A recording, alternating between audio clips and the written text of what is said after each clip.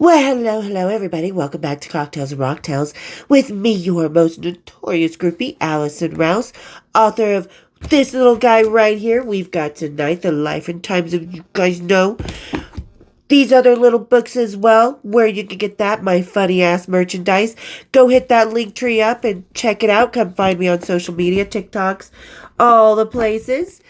And as always, I'm going to start for being so thankful for just everybody here because truly, I love meeting new people.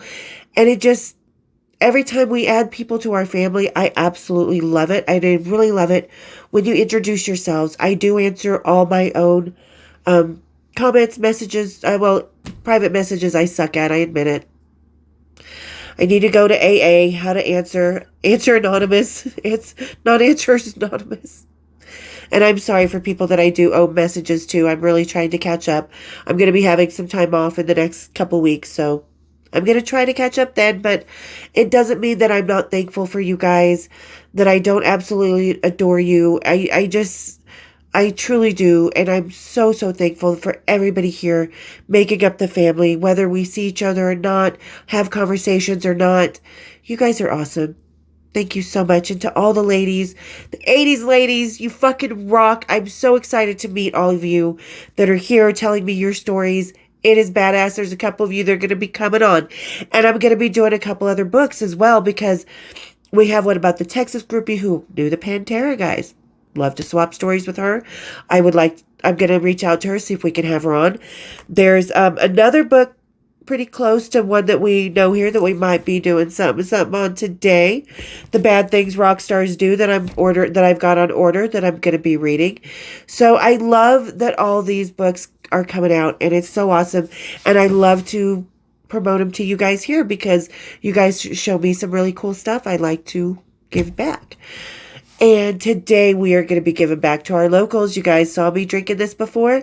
In the previous one, I'm going to finish it off because I'm just a fucking lightweight. I can't do 3 or 4 different drinks a day. I can't even do that on a day I want to get laid. Not even with the band. Anyway, I'm sober when I get laid. Come on now, nobody has to be... Anyway, so this is our local talisman. They're out of Ogden, Utah, which is about 45 miles north of Salt Lake City. Really great guys. I've always done some great flavors. This is the first time I've had their oatmeal stout, so I'm really excited. Second time technically, but really happy to try it today. So excited. Oh. So, okay, I'm going to give it a little refresh. So everybody, grab your talismans, kick up your feet, and let's have a little naughty cocktails and rocktails. Oh, these are going to be good. We love these today, you guys, because like I said, we're just going to do some more readings. These are just so much fun. I love the list because ladies, we all know we've been there with some of these crazy ass shit. Cheers, big ears, huh? Okay, so I'm just going to kind of randomly stop. I've got pages. Okay. What? Oh. Okay, so let's start with this. I just sort of randomly kind of moved to a page. 23 items found in Janis Joplin's purse, and none of them were heroin. Well, whoop-de. I mean, good for her, you know? Because she was I don't know, do you keep heroin in your purse? I don't do it, so... Alright, 2 movie stubs. What movie? 1 pack of cigarettes. 1 antique cigarette holder. Oh, I love those. You know, the long things from the Gatsby days. Those need to make a comeback. I mean, smoking doesn't, but, you know, if you're 420 legal in your town, there's a new idea. Sophisticated 420-ness. Several motel and hotel room keys. Yeah, that's typical of being on the road and someone in that kind of lifestyle. 1 box of Kleenex. A box? How big was her purse? 1 compact and various makeup cases, and several eyebrow pencils wrapped in a rubber band. Well, we have to do something to keep them findable in our purses, because ladies, we know, no matter how small the purse is, it becomes an abyss. I used to have a little clear plastic purse this big, and would still have to dig for shit in it. I couldn't find it. Okay. Let's see. 1 address book. Ooh. Where's that address book? Oh, I bet you there's somebody on here that knows. I'm gonna have to look into this address book now because I bet you that had some really cool fucking phone numbers, addresses at the time in it. Hell yeah. Dozens of bits of paper, business cards, matchbox covers with phone numbers written in nearly ineligible barroom scrawls. Uh-huh. The old way of getting people's number, we didn't have our phones to program it into, so we just wrote it on whatever was handy. And yeah, we all remember those, don't we, 80s peoples? Don't we, Gen X? We know that. All right. A handful of guitar picks. That makes sense. Ugh. What the hell in my mouth? My own hair. I hate my own. Hope it's my own. It's not curly, so we know it's not that. Sorry. Okay, back to Janice's purse. I perpetually have a mind of a 12-year-old boy, and I know you all thought the same thing I just did about the purse. All right. One bottle of Southern Comfort. One bottle of Southern Comfort empty, Natch. What does Natch mean? One hip flask. Oh, I like a good flask. I have a couple of them. One open package of complimentary macadamia nuts from American Airlines. Cassettes of Johnny Cash and Otis Redding. Gum. One pair of sunglasses. Several credit cards. Loose aspirin. Assorted pens. And a writing pad. One corkscrew. Well, you gotta be prepared, don't you, ladies? And everybody in between. One alarm clock. Like, how big is this purse? I guess it was the 60s. So I guess you did. And, you know, when you're in the 60s or 70s, whatever, that, you know, you live by the seat of your pants. You never know where you're going to end up. So I guess you got to be prepared. I mean, I come home half the time with my underwear in my purse back then. Sometimes now. All right. Loose aspirin. Ugh. Assorted pens and writing pad, one corkscrew, one alarm clock, one copy of Time magazine, one copy of Nancy Milford's biographies of Zelda Fitzgerald, Zelda, one copy of Tom Wolfe's Look Homeward Angel. That's a lot of shit in her purse. Like, in the 80s, but in the 80s we used to do, like, we would, what am I trying to say? Like, we'd go, because we had the big old book bag purses back in the 80s that we had for school and stuff. You'd put our school stuff in it. But when we'd go with the bands, there'd be extra underwear, toothbrush, a curling iron. Because there was always a hairdryer in the hotel room already stuck to the wall. You know, just makeup, all the makeup that I needed. Sometimes an extra dress for the next day, so I didn't have to go back to my place and change. You know, really depends. So I guess she was prepared for what she needed. Okay, 13 rockers talk about booze. You know you're an alcoholic when you misplace a decade. Paul Williams, The Harder They Fall. Who's Paul Williams? Isn't he the guy, like, behind Rainbow Connection or something? Okay, I guess everybody was getting boozy back then. Musician is a musician. I mean, doesn't matter what they play. Put a piano, guitar, drum set in front of them. They're getting some. Yes, they are. I know, I'm extra saucy lately. Okay, number 2. I like to say I only got drunk once for 30 years. Joe Walsh to Rolling Stone. That one I would have to say is true. But then, was it Joe Walsh that was John's? Oh, yeah. So Joe Walsh also dated Lisa, John's girlfriend. Ex-girlfriend when he died, last girlfriend that he had. And he broke up with her because he said she partied too hard, which that's saying something. Joe Walsh saying, you partying too hard? You partying too hard. Back it up. We all know that Lisa has dragged John down with her, so back it up, sister. She passed away a few years after he did of an actual schmocaine overdose. All right. So this is number 3. I had a few times being very drunk with sex where I did things I wouldn't have normally done. Like not wear a, glove. That was disturbing. That was much more disturbing than if I had not been able to perform. I only had that happen one time. Waking up the next day, I couldn't believe I did it. Andrew WK. Well, that's really fucking boring. What do you mean? Okay, yeah, we're back then. You're living on the edge, if you're not doing safe sex. We've talked about that here, but we were all very conscious of that in the '80s and the HIV and AIDS and stuff. So we were all very. That's probably why what he's talking about. But that's all you did that was disturbing, dude. I was thinking there was like sheep, airplane, and a couple. I don't know, throat singers from fucking Mongolia involved. That's crazy, strange things in rock and roll. Not wearing a condom, that's just a drunken oops. Most of them, at least you didn't end up with a baby or, thing. A little needle prick from your doctor. Oof. There are a lot of times. Okay, this is number 4.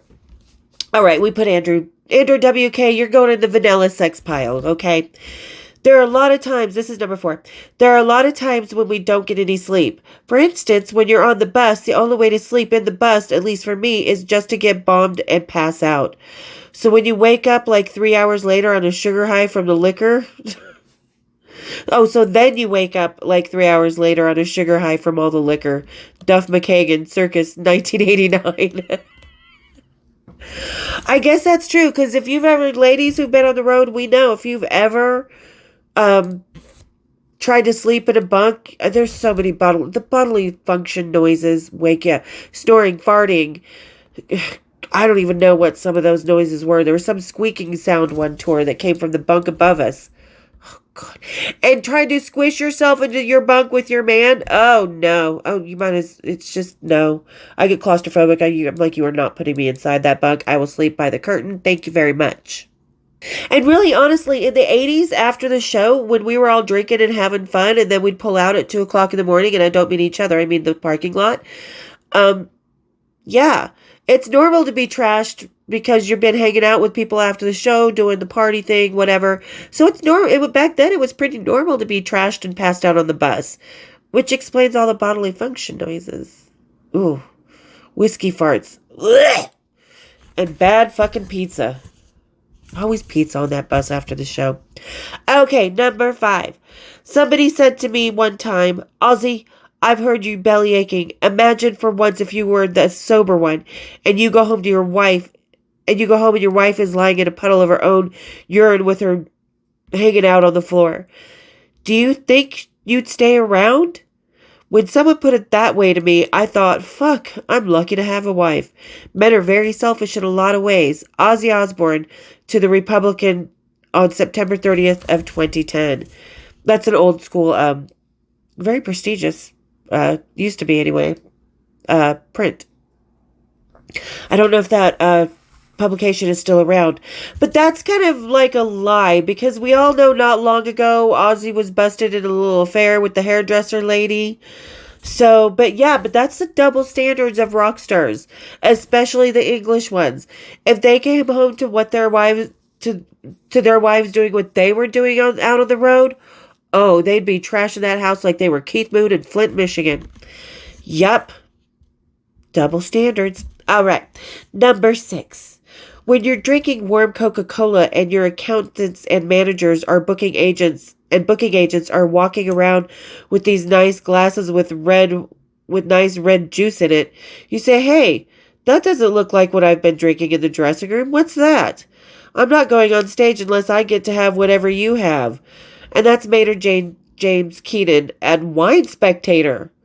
Oh, so he wanted the adult juice boxes, the good stuff. So, well, what was stopping you from drinking, Maynard James? And you got into wine. Apparently, Maynard James is a wine connoisseur. Who knew?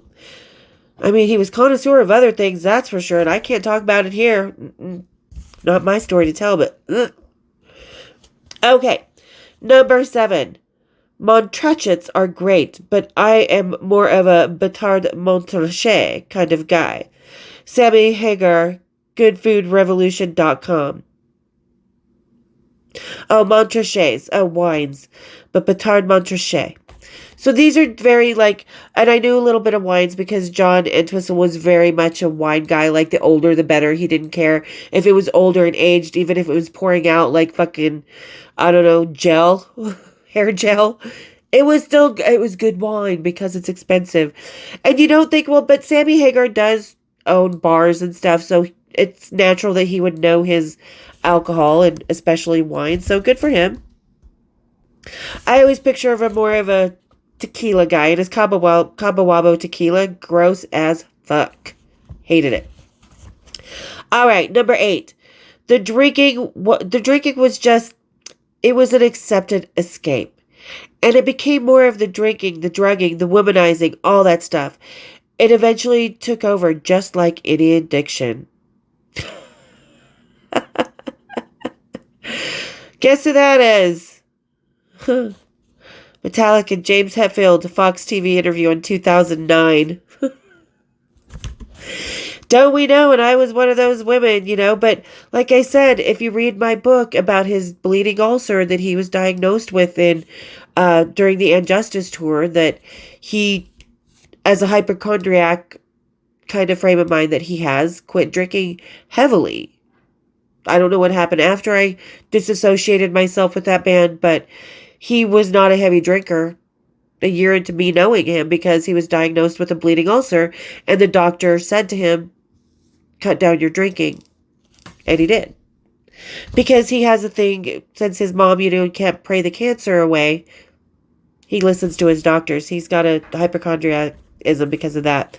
So that's kind of funny that he says that, because like I say, if you read between the lines in my book about that bleeding ulcer and his limitation to 2 beers, maybe 3 Coors, 2 Sapporos for sure, couple days a week back then, he wasn't drinking heavily at all. He was very disciplined as long as he had that bleeding ulcer. Okay, number 9. There's a school of thought that it became more of the drinking, the drugging, the womanizing. He wasn't really drugging, and I've talked about in my book what James Hetfield really went to rehab for. It is, so when we read that and it became more of the drinking, the drugging, the womanizing, it was the third reason, the womanizing. It wasn't the alcohol. It was what he was doing besides his wife. And we all know what he was doing besides his wife in 2019. She's hanging on his arm now, isn't she? Ha, yeah, I said it. All right, so number 9. There's a school of thought that William Burroughs talks about where each time you withdraw from drugs, your cells die. And when you come off the drugs, they regenerate. And there's this constant dying and being brought back to life. That's a constant part of a junkie's experience. And that keeps you looking young. Although Burroughs looked like shit, he laughs.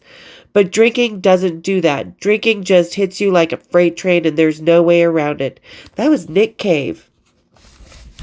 Interesting. Don't know Nick Cave, but wow. Okay.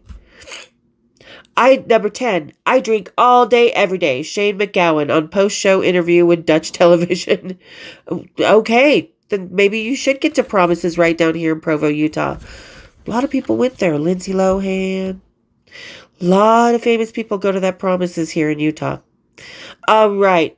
But Shane McGowan, okay, do your drinking, do your thing, whatever. All right. Number 11. Before I start drinking, I always thought of Heineken as a step above. It's taken a while to get with a beer sponsor, but it's certainly something we can endorse. We are whatever the opposite of a beer snob is. It's like, hey, drink this one. Okay, fine. There isn't a ton of discrimination when it comes to beers. And that is the Hold Steady's Craig Finn. I don't know who that is. But I'm a beer snob. I like all kinds of beers. I'm not a beer snob. I just am I'm actually a cicerone, which is the people who get certified just like a sommelier, a wine. Am I saying the sommelier right? The wine experts. I am a certified cicerone for beer. So I appreciate all kinds of beers, from the easy drinking PBRs to the Shade's Taco Tuesdays to the Bourbon County once a years, So yeah, I get you, dude. But you're just easy peasy. You'll just drink anything that's thrown in your face. I get it. As a groupie, I learned not to do that because God knows what's coming at your mouth with Kip Winger. Oh, Kip Winger. Wouldn't be swallowing that, would you now, Craig? All right. Number 12. Oh, this is interesting. This is someone I've been backstage and met several times. I'm happy to be sober, happy to be alive. I found myself in some places I can't believe I made it out alive. People with guns, people with gunshot wounds, people with heavy drug problems, people who carried guns everywhere they went, always had a gun. You live like that, you attract a lower crowd of company. Tom Waits. I like that. That would make a good song. It probably already is. He said that in 2006, so yeah. And number 13. Herb is the healing of a nation. Alcohol is the destruction. Bob Marley. Yeah, I agree with that, Bob Marley. Uh-huh. Okay, so found another one. Andrew WK's 8 rookie party thrower mistakes. Okay, Andrew, you're kind of vanilla so far, Andrew WK. And if you guys don't know him, what was that song he had 1,000 years ago? He's dating some chick now that made him famous again or something, I think. Let's see here. Okay, so his 8 rookie party thrower mistakes. Carpets and rugs. Even though carpets cushion the foot and rugs offer a beautiful way to decorate, these fibrous floor blankets quickly bunch up when the people try to dance and become stinking sponges for spilled savories and broken beverage bottles. Wood, concrete, or tile floors are far better. They're easier to clean, to dance upon, and to lick. See, okay, I don't know if I can even finish this part because it's so vanilla. It's like trying to be the Martha Stewart of how to live a sex, drugs, and rock and roll lifetime. Okay, no towels in the bathroom. Too many dogs or cats. Don't invite girls. Okay, we gotta read this one. About 3 years ago, I went into the garage at a party and realized that the host didn't invite any girls. It wasn't just this one time. I realized he didn't invite girls to any of his parties. My first hunch was that he didn't like girls at all, but I had seen him enjoying the female form and figure in print and film. Maybe he was just too afraid to talk to him. Either way, having a woman, girl, babe, or any sort of female around helps round out the curve of the human spirit. Just being able to talk to a girl is a healthy release. Don't be the guy that didn't invite the girls. Keep yourself and your pals in good health. Okay, yeah, no.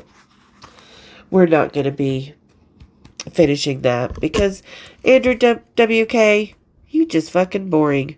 Hold on. Okay, now Eric Davidson, whoever that is, has 5 most strangely disgusting things I ever heard at a gig after party. Which, okay, I'm thinking he's punk rock. And I'm thinking, okay, this is going to be more fun than Andrew WK. And so far, so good. Number 1, what he heard. I like your bald head. I'd like to rub my kitty cat on it.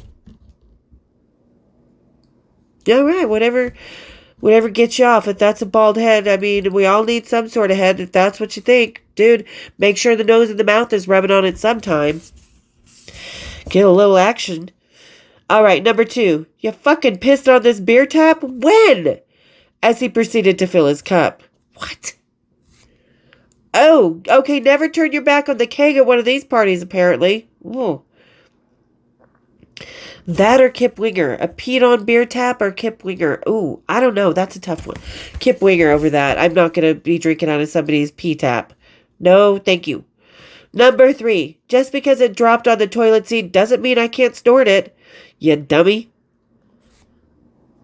Okay, I heard that in the bathroom at the Limelight once. Yeah, yep. Definitely heard that before. Number 4. Those little egg salad sandwiches you guys just ate, I jerked off in one of them. Put your eggs? What? Ugh. Okay. Oh, dude. Okay, these are way better than Andrew WK.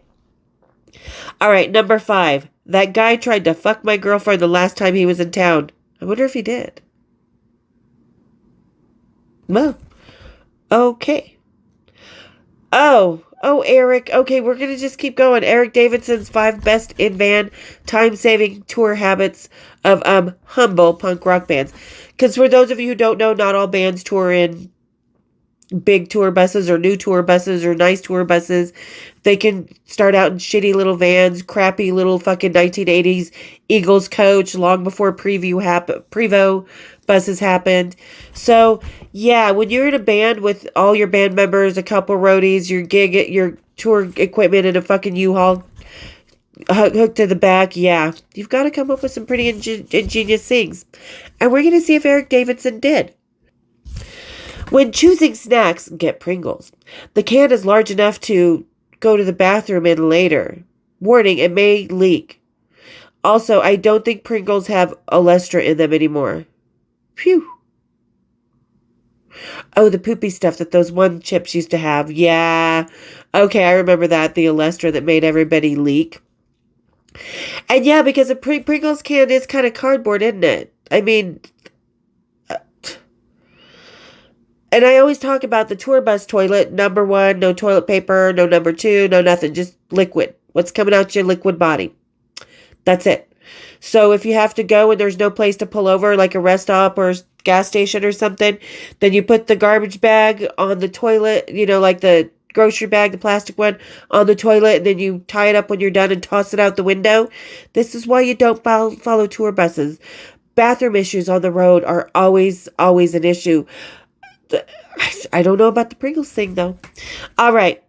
Wash it down with 2-liter bottles of soda. Oh. Oh, while you're eating the Pringles. No, not when you're in a van. If in a relatively modern minivan, wrap shoulder seatbelt around right arm. Slide open side door, lean out, and pee with the trail of the wind. Oh my God. Oh my God. Bananas.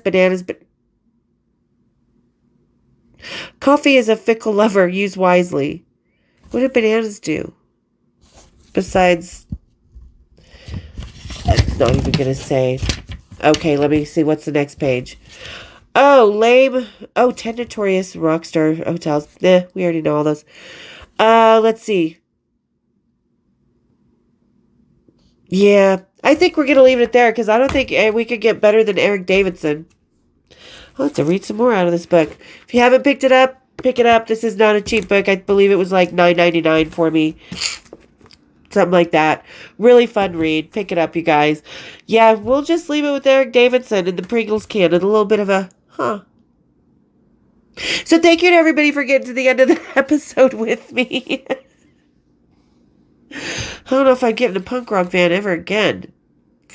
Haven't been in a touring van since 1987. Anyway, thank you to everybody for getting to the end of the episode. Thank you to everybody who always listens to me and just really is awesome. It truly does mean the world for everybody who actually watches the whole thing, because most people's videos are not watched, whether you're a big creator or a small creator.